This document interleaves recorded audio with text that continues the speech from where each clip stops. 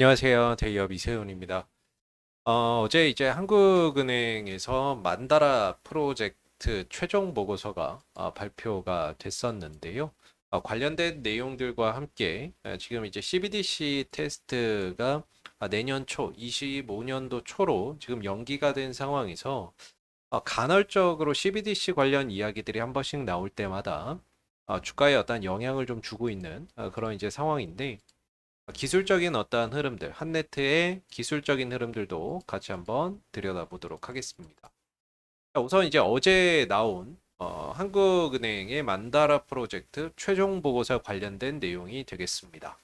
그래서 뭐 이제 만다라 프로젝트를 뭐 성공적으로 완료했다라는 내용인데 이제 현행 어떤 이제 국가 간에 한국에서 뭐 미국이나 또는 일본이나 이렇게 국가 간에 지금 돈을 송금을 할 때에는 지급을 하는 은행, 또 돈을 받는 어떤 수취 은행, 그리고 환거래 은행, 여러 어떤 금융사를 거쳐서 송금이 이루어지거든요.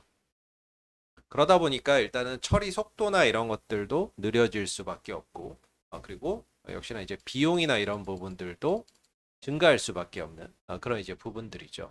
왜냐하면 이제 은행에서 뭐 은행에서 이렇게 은행 단위로 돈이 넘어갈 때마다 이때마다 이제 뭐 지급인에 대한 어떤 정보나 수취인에 대한 정보, 그다음에 이 돈을 보내는 부분들이 어떤 글로벌 규제나 이런 것들을 준수를 했는지 여부를 넘어갈 때마다 반복적으로 확인을 하거든요. 그래서 뭐 테러 자금 조달 방지 요건을 갖췄는지, 뭐 자금 세탁 방지 요건을 갖췄는지 이런 것들을 단계 단계 건널 때마다 이제 확인을 하다 보니까 굉장히 어떻게 보면 좀 비효율적이다라고 볼 수 있는 거죠. 근데 이 만다라 프로젝트가 바로 이 금융기관 간의 국가 간의 어떠한 돈이 송금되는 이런 과정에서 국가별 규제나 또는 이런 것들, 뭐 글로벌 규제나 이런 것들을 자동으로 시스템이 확인을 해서 거래 비용이나 또는 시간이나 이런 것들을 단축할 수 있는 시스템입니다. 그래서 이 만다라 프로젝트라고 하는 게 바로 그 시스템을 지칭한다라고 보시면 될 것 같아요. 그래서 국가 간의 어떤 송금 과정에서 거래 비용이나 시간을 좀 단축할 수 있게 도와주는 시스템이 이 만다라 프로젝트라고 보시면 될 것 같고, 바로 이 만다라 프로젝트를 이용해서 또는 만다라 시스템을 이용을 해서 뭐 중앙은행이 발행하는 디지털 화폐나 또는 뭐 이제 스위프트죠, 국가 은행 뭐 결제망, 은행 간 어떤 이제 결제망인데 스위프트와 같은 이런 부분들도 모두 지원할 수 있다라고 지금 밝히고 있는 부분들입니다. 그래서 이런 내용들이 좀 나오게 되면서 CBDC 관련주들, 디지털 화폐 관련주에게 긍정적 모멘텀으로 좀 작용을 했다라고 볼 수가 있는데, 사실 한국은행이 이 만다라 프로젝트만 하고 있는 건 아니죠. 뭐 아고라 프로젝트, 그다음에 국가 간 공동망 뭐 협력이라든지 이런 어떤 국가 간의 지급 결제 문제나 이런 것들을 개선하려고 굉장히 어떤 여러 프로젝트나 이런 것들이 진행 중에 있습니다. 그래서 어떤 이런 이슈들, 뭐 프로젝트나 이런 관련된 내용들, CBDC 관련된 어떤 이슈들이 간헐적으로 이렇게 한 번씩 부각될 때마다 주가나 이런 부분들의 긍정적인 지금 퍼포먼스를 만들어내는 그런 이제 상황인데, 중요한 거는 우리가 여기서 이제 확인을 해야 되는 건 CBDC 도입이 단순한 어떤 이제 일회성 이슈가 아니라 시대적 변화의 어떤 흐름으로 인식할 필요가 있지 않나라고 생각이 들거든요. 그러니까 과거에는 우리가 현금이나 이런 것들을 썼지만 시간이 지나면서 이 시대적인 어떤 변화에 따라서 이런 디지털 화폐나 이런 쪽으로 좀 변화되고 있다. CBDC나 이런 것들이 조만간에 어떻게 보면 우리 일상에서 녹아드는, 일상에서 이제 일상화되는 그런 이제 시스템으로 자리 잡을 수 있다라는 점을 우리가 좀 생각해 볼 필요가 있고, 왜 이렇게 정부에서는 디지털 화폐를 도입하려고 하느냐라는 부분들인데, 일단 디지털 화폐하고 뭐 비트코인이나 이런 것들의 차이점이라고 한다면, 디지털 화폐 같은 경우에는 이제 그 중앙은행이 담보를 합니다.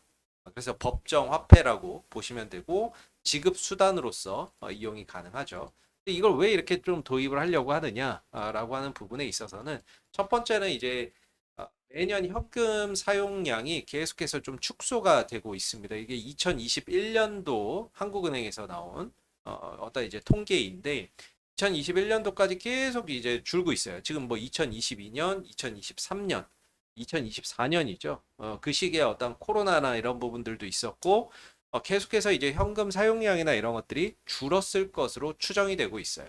13년, 2년도, 3년도에도 확실한 좀 현금 사용량이 감소했을 것으로 예상이 되고 있고 반면에 이런 모바일 금융 서비스나 이런 것들의 사용량이나 이런 것들이 연령대별로 봤을 때 뭐 20대, 30대, 40대가 좀 압도적이기는 한데 결국에 이 사람들도 또 나이 먹으면 이 사람들이 50대가 되고 60대가 되는 거거든요. 그래서 지금 보면은 이제 젊은 어떤 세대들의 모바일 금융 서비스 이용 경험이 굉장히 많습니다. 그래서 시대나 이런 것들이 좀 지나더라도 이런 어떤 모바일 금융의 이용이 더 확대되지 않겠나라고 좀 생각이 들거든요. 그래서 첫 번째는 뭐 현금 이용이나 이런 것들의 비중이 감소되고 있고, 그리고 뭐 빅테크들, 뭐 네이버나 카카오나 구글이나 이런 빅테크 기업들이 지급 결제 서비스 시장에 진출을 하고 있다라는 점, 그리고 지금 비트코인이나 또는 어떤 스테이블 코인 같은 어떤 암호화폐의 위상이 좀 높아지고 있다라는 점도 정부가 디지털 화폐를 도입을 좀 서두르는 그런 이유가 아닌가라고 생각이 들어요. 물론 이제 디지털 화폐를 도입을 해서 장점도 있겠지만은 분명히 단점도 존재를 하죠. 장점이라고 한다면 현금을 발행을 안 해도 되니까 지폐를 발행하지 않아도 되니까 화폐 제작 비용이나 이런 것들을 절감할 수 있고요. 또 탈세나 이런 것들이 어려워집니다. 고 우리가 흔히 말하는 이제 지하 경제의 양성화가 가능해져. 이런 어떤 장점이 있는 반면에 단점은 우리가 쓰는 어떤 금융 기록이 다 저장이 됩니다. 그래서 국가가 개인의 어떤 금융 기록을 다 확인할 수 있고요. 나중에 이제 또 어떤 해킹이나 이런 부분에 대한 우려도 존재를 하죠. 그래서 중요한 거는 이제 그 국가가 디지털 화폐나 이런 부분들을 계속해서 정책적으로 좀 도입을 하려고 하고 있는데 이런 어떤 시대의 변화의 흐름을 우리가 좀 잘 읽을 필요가 있지 않나라고 생각이 들고 또 지금 CBDC 관련해서는 원래 한국은행이 12월 달에 실거래 테스트를 한다라고 했었거든요. 근데 이게 내년 초로 연기가 됐어요. 그래서 지난번에 한번 내년 초로 연기되면서 한네트의 주가가 크게 출렁했던 그런 이제 하방 변동성이 크게 나타났던 그런 상황들이 있었는데 중요한 건 이게 종료된 게 아닙니다. 다만 연기가 된 것뿐이죠. 그렇기 때문에 재료가 끝났다라기보다는 재료는 연속되고 있다라고 봐야 되고 단적인 예로 이제 한번 예를 들어서 좀 설명을 드리면 지난 이제 8월 달에 테슬라가 로보택시를 공개를 한다라고 한 적이 있었어요. 근데 8월 달에 공개를 안 했죠. 10월 달로 연기를 했죠. 그때 당시에 테슬라 관련 어떤 이제 뭐 자율주행 종목들이 크게 주가가 빠지는 경우가 있었거든요. 근데 끝난 것이 아니라 이제 10월 10일로 연기를 한 것이기 때문에 떨어졌던 주가가 이제 10월 10일에 가까워지면서 주가가 대부분 좀 회복되거나 또는 그 이상으로 또 올라갔던 그런 경험이 있습니다.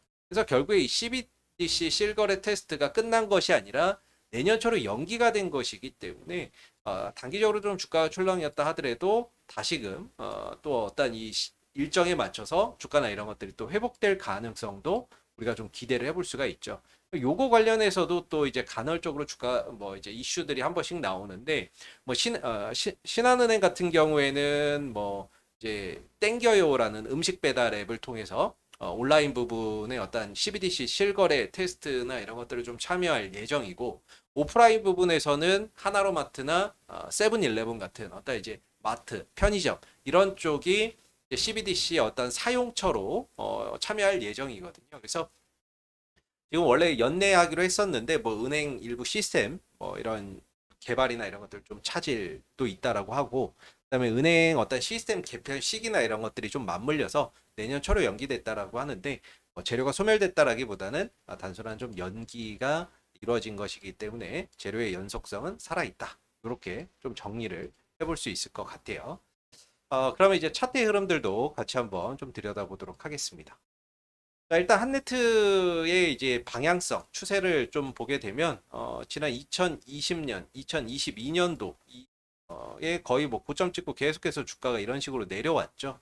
네, 내려오는 뭐 이런 상황이었는데, 드디어 이제 한 3년, 4년 만에 이 하락 추세에서 좀 벗어나고 있는 그런 이제 모습입니다. 가격은 이전에 어떤 급등 이전 수준까지 거의 다 내려온 그런 이제 모습이라고 볼 수 있고, 추세나 이런 부분들이 하락 추세에서 이제는 횡보 또는 상승 추세로 변모할 수 있는 그런 이제 초입 국면에 들어가 있다라고 보여지죠.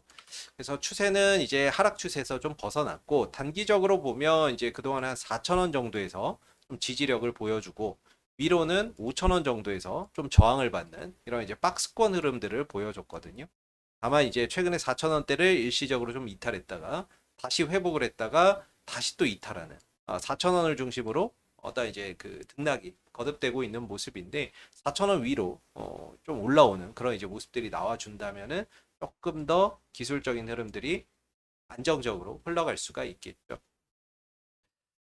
중요한 거는 이제 어제 앞서서 말씀드린 이 두 가지 이슈들, 만다라 프로젝트와 CBDC 관련된 어떤 이슈들이 간헐적으로 또 이슈가 되면서 한네트의 주가가 장중에 18% 정도까지 상승을 했다가 종가는 이제 마이너스 0.75%로 마감이 됐거든요. 그래서 엄청난 이런 거래량을 좀 만들어냈고, 그 음봉 캔들로 마감이 됐어요. 보통 이렇게 이제 음봉 캔들이 나오게 되면 다음날 어떤 캔들이 붙느냐가 정말 중요하거든요. 다음날 만약에 또 음봉의 캔들이 붙어버린다. 이런 캔들이 붙어버리면 단기적으로는 주가가 흐를 수 있습니다.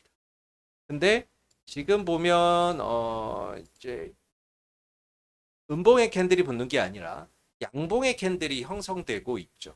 물론 조금 더 욕심낸다면 한 4천, 오늘 뭐 한 50원이나 61선 위로까지 올라가주는 그런 이제 모습들이 나오면 훨씬 더 좋겠는데, 뭐 그건 이제 종가까지 어떤 흐름들을 좀 지켜봐야 되는 부분인 것 같고, 이렇게 좀 양봉으로 이렇게 붙어주게 되면은요, 양봉으로 붙어주게 되면은 주가나 이런 부분들이 단기적으로 이렇게 좀 빠졌던 부분들을 좀 빠르게 회복해주는 그런 이제 부분들을 기대해 볼 수가 있거든요. 그래서 오늘 캔들이 상승폭은 뭐 크게 중요치는 않을 것 같고, 캔들을 양봉으로만 좀 붙여주는, 조금 욕심내면 61선 위로까지 올라가주면 더 좋은 모습이 될 것 같고, 그랬을 때는 어제 또 하락했던 부분들을 이제 빠르게 또 회복해주는 그런 반등들도 한번 기대를 해볼 수 있지 않을까라고 생각이 듭니다. 그래서 오늘 61선 위로의 안착 여부, 그리고 양봉 캔들로의 마감 여부, 이런 것들 좀 중요할 것 같고요.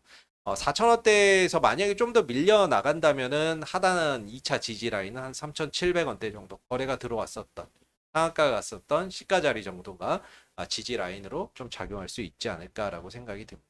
이로는 이제 5,000원대를 저항대로 보시면 될 것 같아요. 자, 오늘 한네트의 주가의 흐름들과 어제 이제 한국은행에서 나왔던 이 만다라 프로젝트에 관련된 내용들 같이 한번 살펴봤고요. 오늘 영상은 여기서 마무리하겠습니다. 감사합니다.